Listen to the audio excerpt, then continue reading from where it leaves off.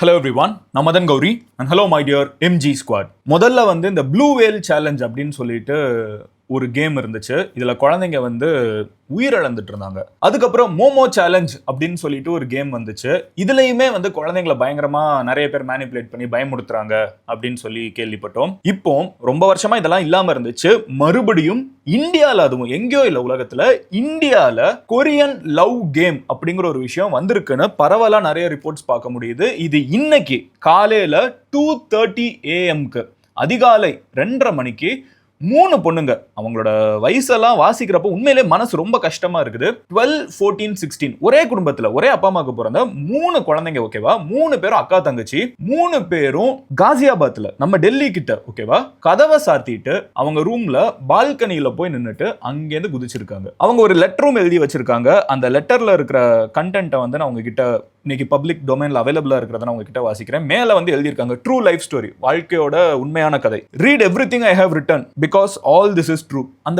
அந்த வயசுல இருக்கிறவங்க எழுதுற மாதிரி ஒரு 12 வயசு குழந்தை மாதிரி எழுதியிருக்காங்க. இதை முழுசா வாசிங்க, ஏன்னா இதுல இருக்கிறது எல்லாமே உண்மை. இப்பவே வாசிங்க. ரீட் நவ், சாரி அப்பா அப்படின்னு சொல்லிட்டு ஒரு சாட் இமோஜியை அந்த பொண்ணு வரைஞ்சிருக்காங்க. ஓகேவா, வரைஞ்சிட்டு அழுகிற மாதிரி ஒரு ஃபேஸ் வச்சுட்டு ஐ எம் ரியலி சாரி, என்னை தயவு செஞ்சு மன்னிச்சிருங்க அப்படின்னு சொல்லிட்டு இந்த பொண்ணும் சேர்ந்து மொத்தம் 3 பொண்ணுங்க, அக்கா தங்கச்சி. நான் சொன்ன மாதிரி 3 பேருமே 12, 14, 16. ஓகேவா, இந்த ஏஜ்ல இருக்கிற இந்த 3 பேருமே அவங்க வீட்டு மாடியில இருந்து குதிச்சு நைட்டா 2:30 மணிக்கு நம்மளெல்லாம் விட்டுட்டு போயிட்டாங்க.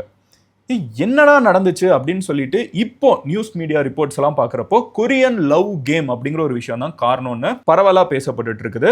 இது கன்ஃபார்ம்டா இது என்ன ஆப், என்ன கேம் நம்மளுக்கு இன்னும் தெரியாது. பட் ஓவராலா இது எந்த மாதிரி நடக்கக்கூடிய ஒரு விஷயமா இருக்கும்னு நம்மளால புரிஞ்சுக்க முடியுது. என்ன நடந்திருக்கு அப்படிங்கறத நான் உங்ககிட்ட இப்ப சொல்ல ஆரம்பிக்கிறேன். நம்ம கொஞ்சம் வருஷத்துக்கு முன்னாடி 2 ஃபேமஸான பேர்களை கேள்விப்பட்டிருப்போம். ஒன்னு மோமோ சேலஞ்ச், இன்னொன்னு ப்ளூ வேல் சேலஞ்ச். இந்த ப்ளூ வேல் சேலஞ்ச் அப்படிங்கிற ஒரு கேம் என்னன்னு பாத்தீங்கன்னா, ரஷ்யால இருக்கக்கூடிய சில பேர், ஓகேவா, அவங்க இன்டர்நேஷனலா ஏதாவது ஒரு பசங்க கிட்ட கொஞ்சம் கொஞ்சமா பேச ஆரம்பிப்பாங்க. அவன் யாருனே தெரியாது, ஐடென்டிட்டியே இருக்காது. ஓகேவா, அனானிமஸ் அக்கௌண்டா, நம்ம சும்மா இந்த யூடியூப் வீடியோ கீழே பாத்தீங்கன்னு வச்சுக்கோங்களேன், சில பேர் அவங்களோட பேர்லயே கமெண்ட் பண்ணுவாங்க. பட் நிறைய பேர் யாருனே தெரியாது, ஏதோ ஒரு ஃபேக் அக்கௌண்ட் வச்சு கமெண்ட் பண்ணுவாங்க. எந்த தப்பான நோக்கமும் கிடையாது. ஆனா இது சில பேர் தப்பான நோக்கத்தோட முகமூடிய மாட்டிட்டு என்ன வேணாலும் பண்ணலாம் இன்டர்நெட்ல கொடுத்தா, ஆயுதத்தை கொடுத்தா, அப்போ அந்த தப்பை என்ன பண்றாங்கன்னு பாத்தீங்கன்னா ப்ளூ வேல் சேலஞ்ச் அப்படிங்கிற கேம். இன்ஃபேக்ட் இந்த ப்ளூ வேல் அப்படிங்கிற ஒரு பேரே இதுக்கு ஏன் கொடுக்கப்பட்டுச்சுன்னு பாத்தீங்கன்னா, ப்ளூ வேல்ஸ்க்கு ஒரு ஒரு டைப் ஆஃப் லைஃப் ஸ்டைல் இருக்குதுன்னு சொல்லப்படும். ஓகேவா, இது நம்பிக்கை. ப்ளூ வேல்ஸ்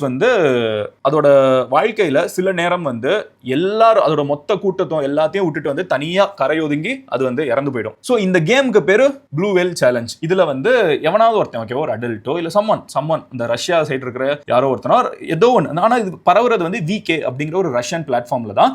மோஸ்டா ரஷ்யால தான் இதோட பாதிப்பு நிறையன்னு பேசப்படுது. அங்க இருக்கக்கூடிய எவனோ ஒருத்தன் யாருன்னே தெரியாத ஒரு டீனேஜர் பையனோ ஒரு சின்ன குழந்தையோ எங்கேயோ உலகத்துல இன்டர்நெட் யூஸ் பண்ணிருப்பாங்க. இன்னைக்கு யாருனாலும் மெசேஜ் பண்ணலாம்ல, அந்த மாதிரி ஒரு மெசேஜ் ஹாய் அப்படிங்கறதுல ஆரம்பிச்சு கொஞ்சம் கொஞ்சமா இந்த குழந்தையோட நம்பிக்கையை இவங்க வாங்கிக்கிட்டே நீ ஒரு சேலஞ்ச் தரேன், நீ இந்த கேமை உன்னால ஜெயிக்க முடியுமான்னு பாரு அப்படின்னு சொல்லிட்டு நல்லா பழகுனதுக்கு அப்புறம் ஒரு 50 days சேலஞ்ச். ஓகேவா, டெய்லி ஒரு டாஸ்க் தருவாங்க. பிக் பாஸ் மாதிரி டெய்லி ஒரு டாஸ்க் தருவாங்க. அந்த டாஸ்க்கை செஞ்சுட்டு அவங்களுக்கு நம்ம அனுப்பணும், நான் செஞ்சுட்டேன் அப்படின்னு சொல்லிட்டு. இந்த டாஸ்க் ஸ்டார்டிங்ல உன் பேரை நீ சொல்லு அப்படின்னு ஒரு சின்ன வாய்ஸ் நோட்ல உன் பேரை சொல்லுங்கிறது ஆரம்பிக்கிறது கடைசியில போய் இந்த உலகத்தை விட்டே கிளம்பு அப்படிங்கிற வரைக்கும் போய் சில பேர் உண்மையிலே உயிரையும் விட்டுருக்காங்க. இது ப்ளூ வேல் கேம் சேலஞ்ச் அப்படின்னு சொல்லுவாங்க. ஏன்னா ப்ளூ வேல் மாதிரி தன்னோட உலகத்தை விட்டே கிளம்புறது தான் கடைசியில இதோட அல்டிமேட்டா இவங்க கொண்டு போறாங்க. யார் பண்ணியிருக்காங்கன்னு தெரியாது. பின்னாடி இருக்கக்கூடியது திரைக்கு பின்னாடி எவனாலும் அந்த முகமுடியை போட்டிருக்கலாம். கரெக்டா, இது ரஷ்யன் சர்வர் விகே அப்படிங்கிறது பயங்கரமா வைரல் ஆச்சு. அதுக்கப்புறம் மோமோ சேலஞ்ச் அப்படிங்கிறது ஒன்று வந்துச்சு. இந்த மோமோ சேலஞ்ச் என்ன அப்படின்னு பாத்தீங்கன்னா, நம்ம ஊர்ல இருக்கிற குழந்தைங்க இந்த யூடியூப் கிட்ஸோ இல்ல ஏதோ ஒன்று அவங்க வாட்ஸ்அப்லயோ இந்த மாதிரி ஏதாவது யூஸ் பண்ணிட்டு இருக்கப்போ மோமோவோட மூஞ்சி, ஒரு மோமோ அப்படின்னு சொல்லிட்டு ஒரு ஜாப்பனீஸ் கேரக்டர் இருக்குது, பார்க்க பேய் மாதிரி இருக்கும். அதோட மூஞ்சியை டிபியில வச்சுக்கிட்டு ஒரு மெசேஜ், நான் சொல்றதை நீ செஞ்சே ஆகணும், இல்லைன்னா நான் உன்னை பயமுடுத்துவேன் அப்படி இப்படின்னு சொல்லி இந்த குழந்தைங்க யார்கிட்டையும் சொல்லாம அது சொல்றது எல்லாத்தையும் காசை வாங்குறதுல இருந்து என்னெல்லாமோ பண்ணி சில பேர் ஸ்கேம் பண்ணிட்டு இருந்தாங்க. இப்போ 3வது என்னது அப்படின்னு பாத்தீங்கன்னா, இப்போ வந்திருக்கிறது தான் இந்த கொரியன் லவ் சேலஞ்ச் அப்படிங்கிற ஒரு பேர் இதுக்கு நம்ம வச்சிருக்கோம். ஓகேவா, இதுக்கு டெக்னிக்கலா இப்படி ஒரு கேம் இருக்கான்னு நானும் எங்கெல்லாமோ தேடி பார்த்துட்டேன், என் கண்ணுக்கு சிக்கல. ஆனா இதுக்கு அப்படி ஒரு கேமுக்கு பேர் வச்சுக்கிறாங்க. இதுக்குன்னு ஒரு சாஃப்ட்வேரோ, இதுக்குன்னு ஒரு ஆப்போ, இதுக்குன்னு ஒரு பிளாட்ஃபார்மோ கிடையாது. ஆனா இது எப்படி சொல்றது, பிளஃப் விளையாடுவோம், அப்புறம் லாக் அண்ட் கீன்னு விளையாடுவோம், ஹைட் அண்ட் சீக் விளையாடுவோம். இது யாருனாலும் எங்கனாலும் விளையாடலாம். கரெக்டா, அந்த மாதிரி இது ஒரு கேம். ஓகேவா? இதுக்குன்னு எந்த எக்யூப்மெண்ட்ஸோ எதுவுமே, இது ஒரு சேலஞ்ச், 50 நாள் சேலஞ்சு, உங்களை பிரெயின் வாஷ் பண்ணி எக்ஸ்ட்ரீம் எண்டுக்கு கொண்டு போறது தான் இந்த கேமோட மோட்டிவ். சரியா? இதுல வந்து இந்த 3 பேர் இன்னைக்கு நம்ம விட்டு கிளம்புன இந்த 3 குழந்தைங்க இருக்காங்களே, 12, 14, 16, இவங்க 3 பேர் வந்து இந்த 12 வயசு பொண்ணு, 14 வயசு பொண்ணு, 16 வயசு பொண்ணு, இவங்க வந்து இந்த கொரியன் லவ் சேலஞ்சில் வந்து இன்வால்வ் ஆயிருக்காங்க அப்படின்னு சொல்லி சந்தேகிக்கப்படுது. இப்போ அவங்க ஃபோன் எல்லாத்தையுமே கன்ஃபிஸ்கேட் பண்ணியிருக்காங்க. அது எல்லாத்துலேயுமே சைபர் எல்லா செக்கிங்ஸும் ரன் ஆகிட்டு இருக்குது. இப்போ நியூஸ் ரிப்போர்ட்ஸ் எது பார்த்தீங்கன்னாலும் அதில் என்ன சொல்றாங்கன்னு பார்த்தீங்கன்னா, அவங்க பேர் எங்கேயும் சொல்லலை, அவங்க ஃபேமிலி பேர் சொல்லலை, ஏன்னா இது ஸ்டில் அண்டர் இன்வெஸ்டிகேஷன். பட் இருந்தாலும் we can't wait in this. நான் முடிஞ்ச அளவுக்கு எல்லாருக்கிட்டையும் வந்து சேர்க்கணுங்கிறதுனால இதை பேசிட்டு இருக்கேன். என்ன தெரிய வருதுன்னு பார்த்தீங்கன்னா, இதுல வந்து first one, players adopt Korean identity or immersion in Korean culture. இவங்க கிட்ட வந்து யாரோ ஒருத்தங்க இந்த மாதிரி அனானிமஸா பேச ஆரம்பிச்சுட்டு, கொரியா எப்படி இருக்கும் தெரியுமா, கொரியா தான் சொர்க்கமே, கொரியாக்கு நீ வா அப்படின்னு சொல்லிட்டு இந்தியாவில் இருக்கக்கூடிய இந்த குழந்தைங்களை வந்து பிரெயின் வாஷ் பண்ண ஆரம்பிச்சு, கொஞ்ச நாள்ல உன் பேர் எல்லாமே இந்த பேர் கிடையாது, அவங்க அப்பா அம்மா வச்சிருப்பாங்கல்ல, ஏதாவது பேர் வச்சிருப்பாங்கல்ல, பிரியா, கிரியா அப்படி இப்படின்னு ஏதாவது பேர்லாம் வச்சிருப்பாங்களா, அதெல்லாம் உன் பேர் கிடையாது, இனிமே உன் பேர் வந்து கொரியன் பேர். அவங்களே வந்து ஒரு 3 கொரியன் பேர் கொடுக்குறது, உங்க 3 பேருக்கு இனிமே இதுதான் கொரியன் பேர். இந்த மாதிரி சின்ன சின்ன சேலஞ்ச். உங்க சேலஞ்ச் இனிமே இதுதான், உங்களை எல்லாருமே இந்த பேர் சொல்லி தான் கூப்பிடணும், உங்க எல்லாருமே நீங்க நம்ப வைக்கணும் இதுதான் உங்க பேர் அப்படின்னு சொல்லிட்டு. இது அவங்க அப்பாவே சொல்றாரு, என் பொண்ணுங்க வந்து கொரியன் பேர் வச்சுக்கிட்டாங்க, அவங்க அப்பாக்கு தெரியல, இப்படி ஒரு கேம் இருக்கிறதே தெரியல, ஆனா அவங்க வீட்டுக்குள்ளே நடந்திருக்கு, போனுக்குள்ள இதெல்லாம் நடந்திருக்கு, அவங்க அப்பா சொல்றாங்க எனக்கு இப்படி நடந்ததே தெரியாது. அதுக்கப்புறம் இந்த குழந்தைங்க கிட்ட வந்து கொஞ்சம் கொஞ்சமா கொரியால வந்து இருக்கிற கல்ச்சரை வந்து மனப்பாடம் பண்ண சொல்றது, கொரியாவோட லைஃப் ஸ்டைல வந்து மனப்பாடம் பண்ண சொல்றது, அப்புறம் வந்து வாழ்நாள்ல வந்து கொரியாவுக்கு வர்றதா அல்டிமேட் கோல்னு சொல்லி இந்த குழந்தைங்க வந்து அவங்க அப்பாவை போட்டு தொண இருந்திருக்காங்க, கொரியா போகணும் கொரியா போகணும். அவங்க அப்பாவுக்கு எதுக்கு கொரியா போகணும்னு சொல்றாங்க, இவங்க சம்பந்தம் இல்லாம கண்டுக்காம விட்டுருக்காங்க. பட் இந்த கொரியன் அப்சஷன் வந்து கொஞ்சம் கொஞ்சமா பில்ட் பண்ணி அப்புறம் வந்து நான் உன்னோட லாயல்ட்டியை வந்து என்கிட்ட ப்ரூவ் பண்றதுக்கு நீ அத்தராத்திரி எந்திரிச்சு உட்காரு, நைட் 12 மணிக்கு நீ எந்திரிச்சு உட்காந்துருக்கணும், இன்னைக்கு நைட் நீ தூங்கவே கூடாது, இன்னைக்கு நீ ஸ்கூல் போக கூடாது, இனிமே நீ ஸ்கூலுக்கே போக கூடாது, இனிமே நீ யார்கிட்டயும் பேசக்கூடாது, இனிமே உனக்கு ஃப்ரெண்ட்ஸே கிடையாது, நீ உன் அப்பா அம்மா கிட்டே எதுவும் சொல்லக்கூடாது, நீ வந்து யார்கிட்டயுமே இனிமே கம்யூனிகேஷனா இருக்கக்கூடாது, நீ தனிமையில தான் இருக்கணும், ஒரு வார்த்தை நீ பேசினாலும் இந்த சேலஞ்சில் தோத்துருவ. ஸோ இவங்களை வந்து பிரெயின் வாஷ் பண்ணி அந்த சேலஞ்சை ஜெயிக்கிற ஒரு ஹைல வந்து ஒண்ணுமே இல்லாம உன் பேரை வந்து என்ன அப்படின்னு கேட்கறதுல ஆரம்பிச்சு கடைசியில நீ இந்த உலகத்தை விட்டே போ அப்படின்னு சொல்லி 3 பேரு ஒரே குடும்பத்தை சார்ந்தவங்க அவங்க வீட்டுல அந்த தாள் போட்டு இருக்காங்க. அவங்களோட ரொம்ப பிளான்டு, அவங்க வீட்டுல வந்து பெட்ரூம்ல தாள் போட்டு அப்பா அம்மா இல்ல, அவங்க அப்பா அம்மா அந்த ரூம்குள்ள இல்ல, அப்போ வந்து 3 பேரும் ஒரு லெட்டர் எழுதி இருக்காங்க. லெட்டர் எழுதுற வரைக்கும் பொறுமையா 3 பேரும் உட்கார்ந்து இருக்காங்க. இந்த வயசுல உட்கார்ந்து லெட்டர் எழுதி சேட் இமோஜி போட்டு அதை திக்கன் பண்ணி, சும்மாலாம் இல்ல, ரொம்ப எஃபர்ட் எடுத்து ப்ராப்பரா ரொம்ப பொறுமையா பண்ணியிருக்காங்க. எல்லாம் பண்ணிட்டு 3 பேர் அடுத்தடுத்து மொட்டை மாடியில இருந்து அவங்க நம்ம வீட்டு பால்கனில இருந்து குதிச்சு இப்ப நம்ம கூட இல்ல. இது நடந்துட்டு இருக்கிற அதே டெல்லி கிட்ட இன்னொரு ஒரு பிரச்சனை இப்ப நடந்துட்டு இருக்குது. லாஸ்ட் 15 டேஸ்ல, first 15 days of January வந்து January 1ல இருந்து January 15 வரைக்கும் பொங்கல் டைம் வரைக்கும் வந்து டெல்லியில 807 people வந்து மிஸ்ஸிங். 800 பேர் வந்து காணாம போயிட்டாங்க 15 நாள்ல. தட் இஸ் ஒரு நாளுக்கு கிட்டத்தட்ட 54 பேர் டெல்லியில காணாம போயிட்டு இருக்காங்க. இது பரவாயில்ல, ஒரு மிகப்பெரிய விஷயம். ஆனா நம்ம ஊர்ல நிறைய பேர் பேசல.